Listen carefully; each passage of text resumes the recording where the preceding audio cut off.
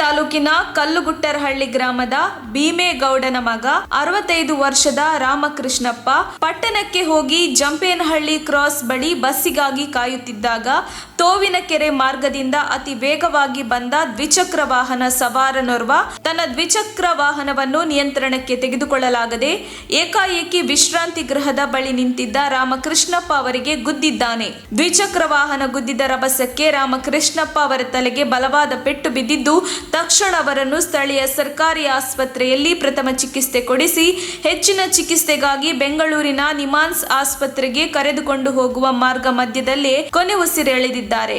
ಘಟನೆಗೆ ಸಂಬಂಧಿಸಿದಂತೆ ಕೊರಟಗೆರೆ ಪೊಲೀಸ್ ಠಾಣೆಯಲ್ಲಿ ಮೃತ ರಾಮಕೃಷ್ಣಪ್ಪನ ಜೊತೆಯಲ್ಲಿದ್ದ ಸಂಬಂಧಿ ವಿಜಯ್ ಕುಮಾರ್ ದೂರು ದಾಖಲಿಸಿದ್ದಾರೆ. ಕೊರಟಗೆರೆ ಪೊಲೀಸ್ ಠಾಣಾ ನೂತನ ಅಧಿಕಾರಿ ಸಿಪಿಐ ಸುರೇಶ್ ಹಾಗೂ ಪಿಎಸ್ಐ ನಾಗರಾಜ್ ಪ್ರಕರಣ ದಾಖಲಿಸಿಕೊಂಡು ಘಟನೆ ನಡೆದ ಸ್ಥಳಕ್ಕೆ ಭೇಟಿ ನೀಡಿ ಹೆಚ್ಚಿನ ತನಿಖೆ ಕೈಗೊಂಡಿದ್ದಾರೆ ಎನ್ನಲಾಗಿದೆ. ಇನ್ನು ಈ ಅನಾಹುತಕ್ಕೆ ಕಾರಣವಾದ ದ್ವಿಚಕ್ರ ವಾಹನ ಸವಾರ ಸ್ಥಳದಿಂದ ಪರಾರಿಯಾಗಿದ್ದು ಆತನ ವಿರುದ್ಧ ಹಿಟ್ ಅಂಡ್ ರನ್ ಕೇಸ್ ದಾಖಲಿಸಲಾಗಿದ್ದು ಮುಂದಿನ ತನಿಖೆಯನ್ನು ಕೈಗೊಂಡಿದ್ದಾರೆ. ವರದಿ ಮಂಜುಸ್ವಾಮಿ ಎಂಎನ್ ಕೊರಟಗೆರೆ. ತಕ್ಷಣ ಬೇಕಾಗಿದ್ದಾರೆ.